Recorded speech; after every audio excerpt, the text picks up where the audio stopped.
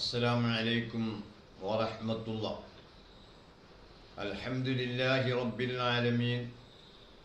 اللهم صل على سيدنا محمد وعلى آل سيدنا محمد وبارك وسلم عليه. പൈതൃകം മീഡിയയുടെ ബഹുമാന്യരായ ശ്രോതാക്കളെ,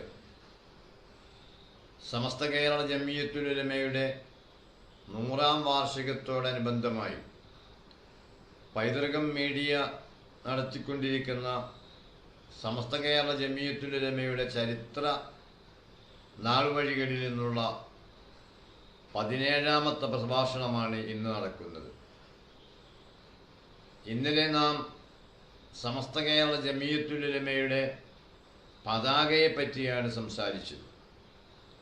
ഭരണഘടന പോലെ തന്നെ സംഘടനകൾക്ക് അനിവാര്യമായ ഒരു അടയാളമാണ്, ഒരു ചിഹ്നമാണ് പതാക എന്നത്. അതുകൊണ്ട് ഇന്നലെ അത് സംബന്ധമായുള്ള വിശദീകരണം നമ്മൾ നടത്തി.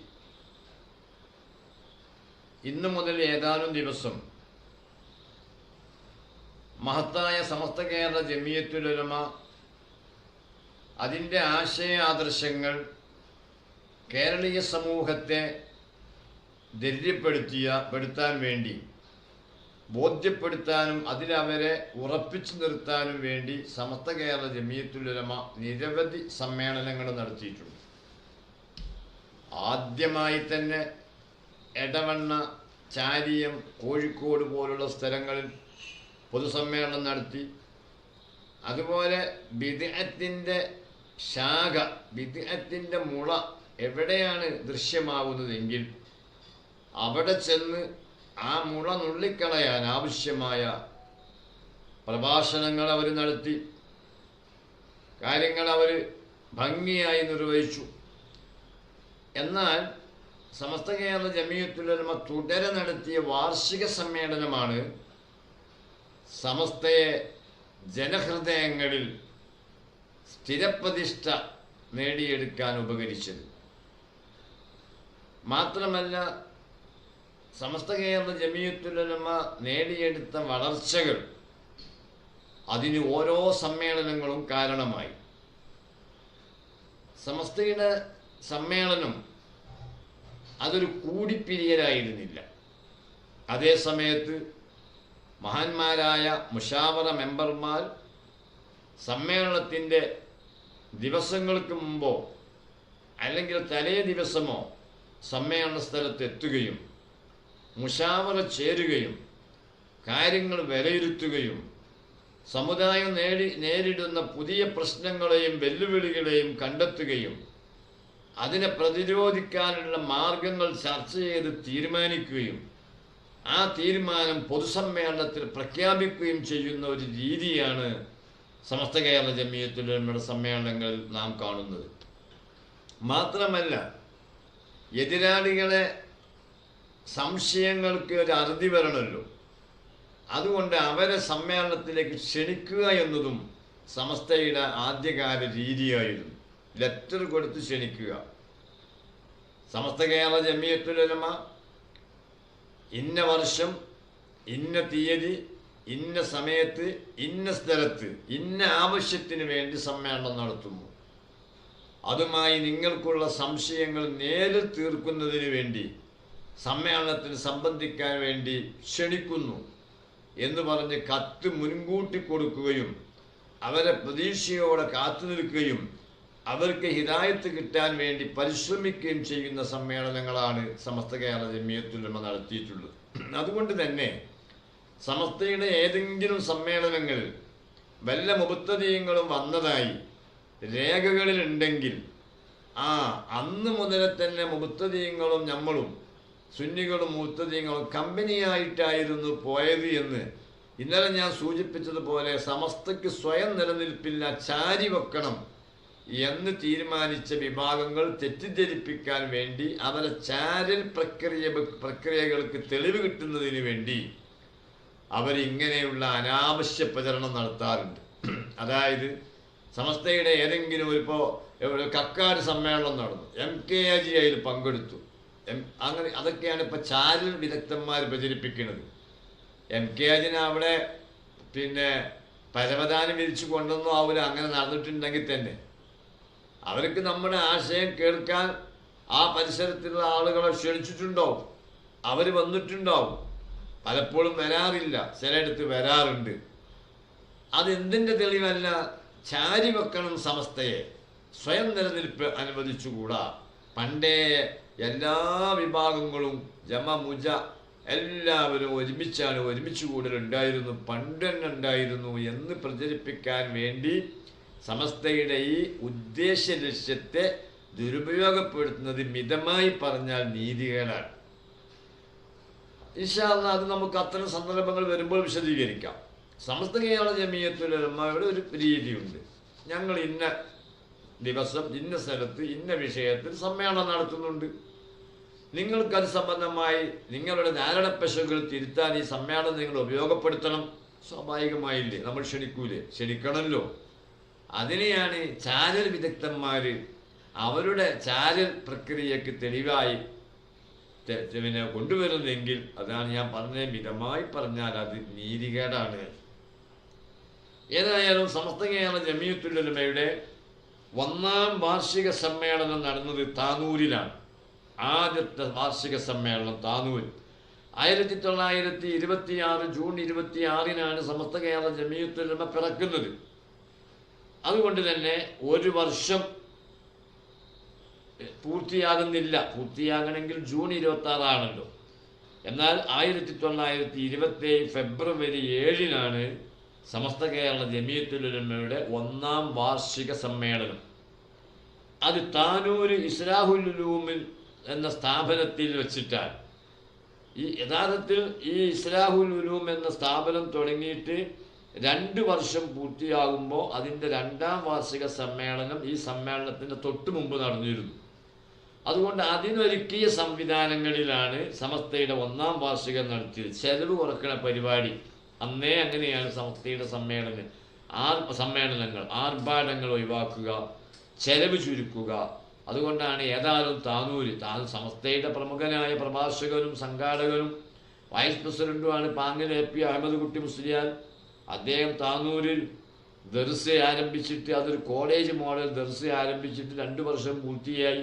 അപ്പം അത് അദ്ദേഹത്തിൻ്റെ തട്ടകമാണ്. ആ തട്ടകത്തിൽ വെച്ച് ആവട്ടെ സമ്മേളനം. അപ്പം ചെലവ് കുറയും. കാരണം എന്താ? അതിൻ്റെ സംവിധാനങ്ങൾ ഇസ്ലാഹുൽ ഉലൂം എന്ന മദ്രസയുടെ അഥവാ പാങ്ങിൽ AP അഹമ്മദ് കുട്ടി മുസ്ലിയാരുടെ സ്ഥാപനത്തിൻ്റെ വാർഷികത്തിന് വേണ്ടി തയ്യാറാക്കിയ സൗകര്യങ്ങൾ ഉപയോഗപ്പെടുത്തിക്കൊണ്ട് സമ്മേളനം നടത്തുക. ഇതൊക്കെ നമ്മൾ ഇന്നും പരീക്ഷിക്കേണ്ട സംഗതിയാണ്. ടൗണിൽ തന്നെ സമ്മേളനം വേണം, അതിന് പ്രത്യേകമായ പന്തൽ വേണം, അത് സ്ഥാപനത്തിലൊന്നും നടത്തിക്കൂടാ, പിന്നെ അതിൽ പ്രത്യേകമായ തുണിപ്പന്തൽ കെട്ടണം. ഇങ്ങനെയൊക്കെ വരുന്ന ചെലവ് വർദ്ധിപ്പിക്കുന്ന രൂപത്തിലുള്ള പിന്നെ സമ്മേളനങ്ങളൊക്കെ ഇന്നത്തെ പ്രത്യേക സാഹചര്യത്തിൽ അതൊക്കെ തുടർന്നു പോകണോ എന്ന് ആലോചിക്കേണ്ട സമയം വൈകിയിട്ടുണ്ട്. കാരണം അത്രയും പ്രയാസങ്ങൾ പല നിലക്ക് നമ്മൾ ഇന്ന് അഭിമുഖീകരിക്കുന്നുണ്ട്. ഏതായാലും നമുക്ക് പറയാം, 1927 ഫെബ്രുവരി 6-ന് ഇസ്ലാഹുൽ ഉലൂം സ്ഥാപനത്തിൻ്റെ 2ാം വാർഷിക സമ്മേളനം കഴിഞ്ഞപ്പോൾ പിറ്റേന്ന് 7-നാണ് 1927 ഫെബ്രുവരി 7-നാണ് അതേ സ്ഥലത്ത് വെച്ച് ബഹുമാനപ്പെട്ട സമസ്ത കേരള ജമിയത്തുൽ ഉലമയുടെ 1ാം വാർഷിക സമ്മേളനം നടക്കുന്നത്.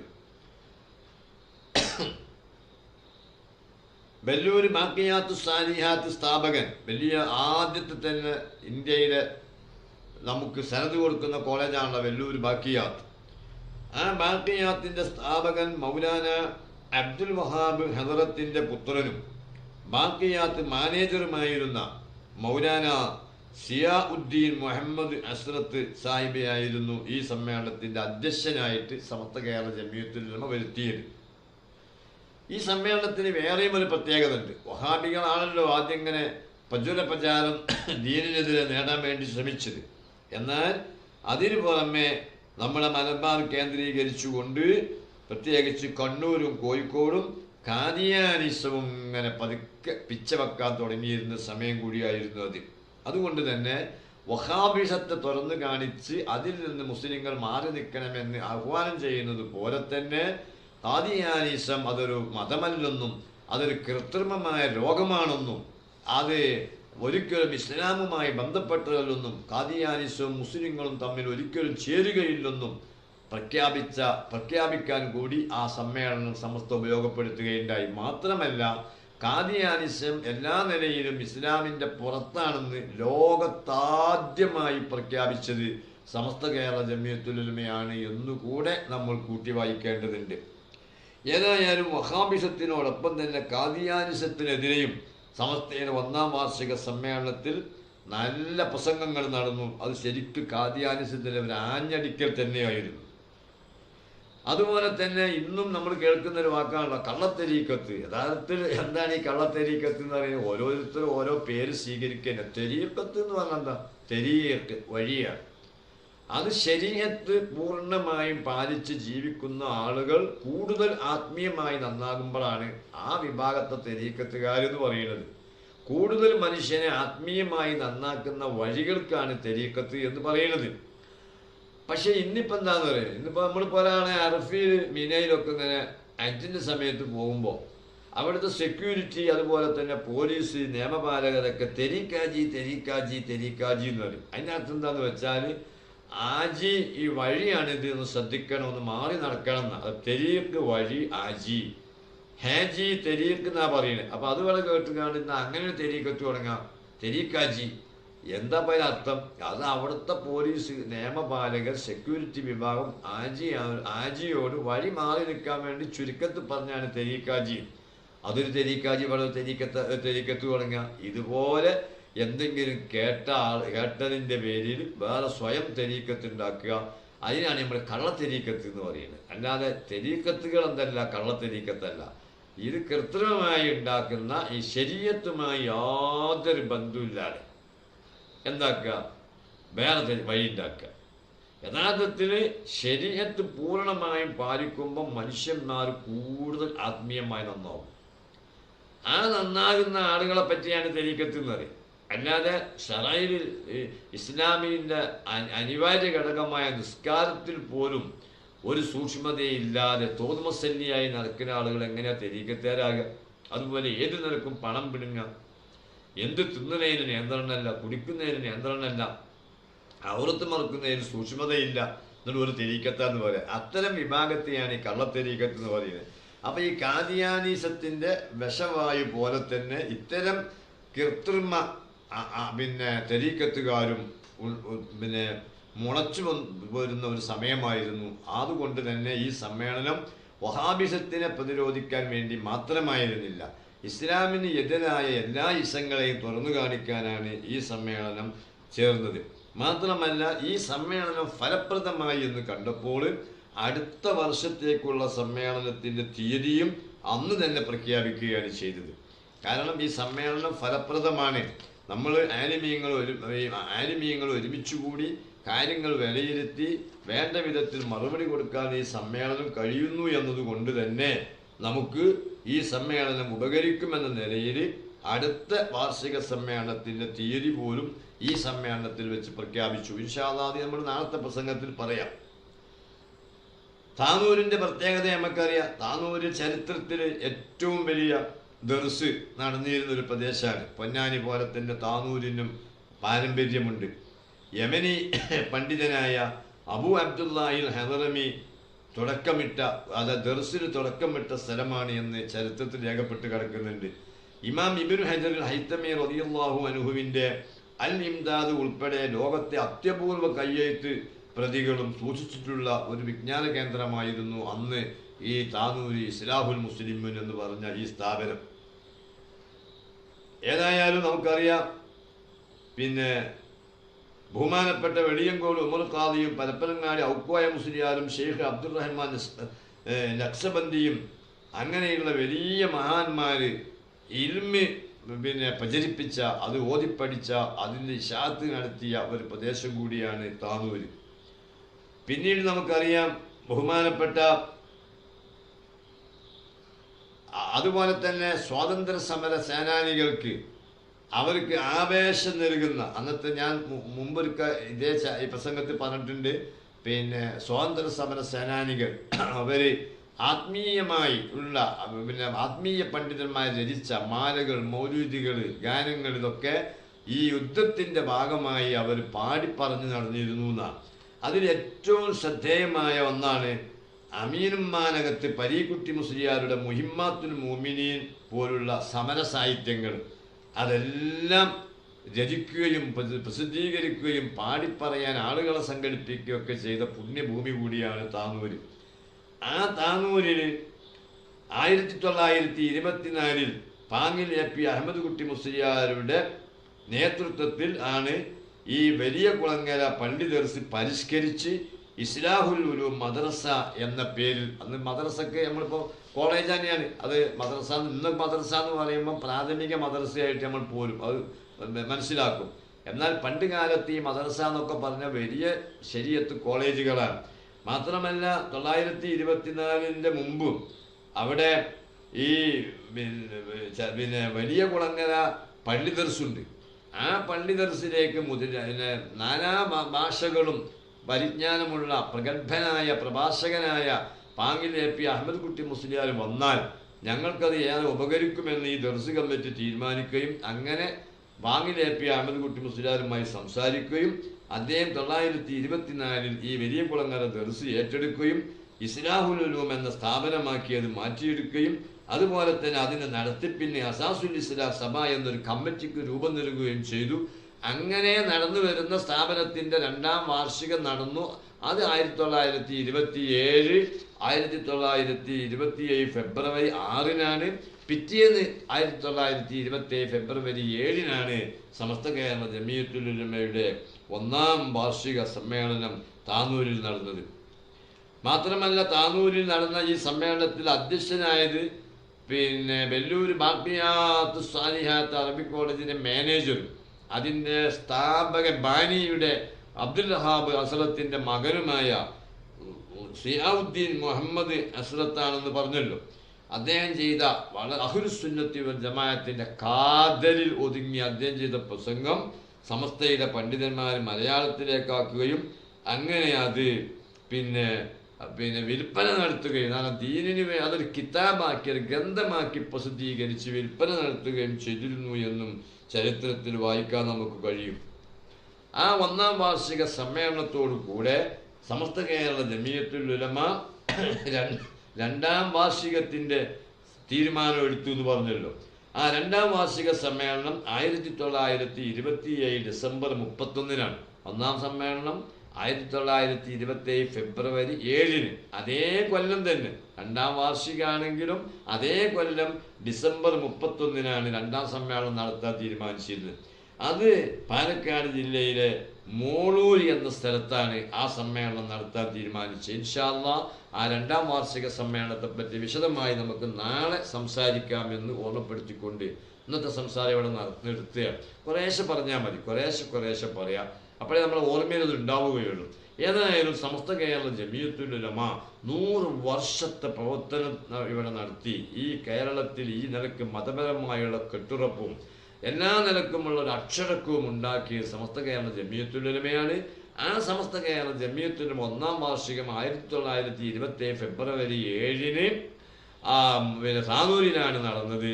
ആ സമ്മേളനം പ്രത്യേകിച്ച് കാദിയാനിസത്തിനെതിരെയും കള്ളത്തരീക്കത്തിനെതിരെയും വഹാബിസത്തിനെതിരെയുമുള്ള ശക്തമായ ഒരു ആഞ്ഞടി തന്നെയായിരുന്നു. ആ സമ്മേളനത്തെ വെച്ച് തന്നെ 2ാം സമ്മേളനം തീരുമാനിച്ചു. ആ സമ്മേളനം നടന്ന മോളൂരിലാണ്. ഇൻഷാ അല്ലാഹ് അത് സംബന്ധമായി നാളെ നമുക്ക് സംസാരിക്കാം. റഹീമുർ-റഹീമായ റബ്ബ് അവൻ്റെ പൊരുത്തത്തിലായി ജീവിക്കാനും പ്രവർത്തിക്കാനുമുള്ള ആയുസ്സും അവസരങ്ങളും നമുക്ക് നൽകട്ടെ. സമസ്ത കേരള ജമിയത്തുൽ ഉലമക്ക് 50 വർഷത്തോളം നേതൃത്വം നൽകിക്കൊണ്ടിരിക്കുന്ന ബഹുമാനപ്പെട്ട സുൽത്താനുൽ ഉലമ അടക്കമുള്ള നമ്മുടെ മശായിഖന്മാർക്ക് അല്ലാഹു തആല ആഫിയത്തുള്ള ദീർഘായുസ്സ് നൽകട്ടെ. അതേ സമയത്ത് ബഹുമാനപ്പെട്ട KP അഹമ്മദ് മീറാൻ മുസ്ലിയാർ, ബഹുമാനപ്പെട്ട വരക്കൽ മുല്ലക്കോയ തങ്ങൾ, ബഹുമാനപ്പെട്ട പാങ്ങിൽ AP അഹമ്മദ് കുട്ടി മുസ്ലിയാർ, ബഹുമാനപ്പെട്ട വാളക്കുള അബ്ദുൽ ബാരി ഉസ്താദ്, അതുപോലെയുള്ള മഹാന്മാരായ പണ്ഡിതന്മാർ തുടക്കം കുറിച്ച് നിലനിർത്തിപ്പോന്ന ഈ പ്രസ്ഥാനത്തിൽ ഇന്നോളം ആരൊക്കെ നേതൃത്വം നൽകിയോ, ആരൊക്കെ പ്രവർത്തിച്ചോ, അതിൽ ആരെല്ലാം മരണപ്പെട്ടോ അവരെല്ലാവരെയും ദറജകൾ അല്ലാഹു തആല ഏറ്റിക്കൊടുക്കട്ടെ. അവരുടെ സുംറയിലായി അല്ലാഹു നമ്മെ സ്വർഗ്ഗത്തിൽ ഒന്നിപ്പിക്കട്ടെ. ആമീൻ. ആഖിറു ദഅവാനാ അൽഹംദുലില്ലാഹി റബ്ബിൽ ആലമീൻ. അസ്സലാമു അലൈക്കും വറഹ്മത്തുള്ളാഹി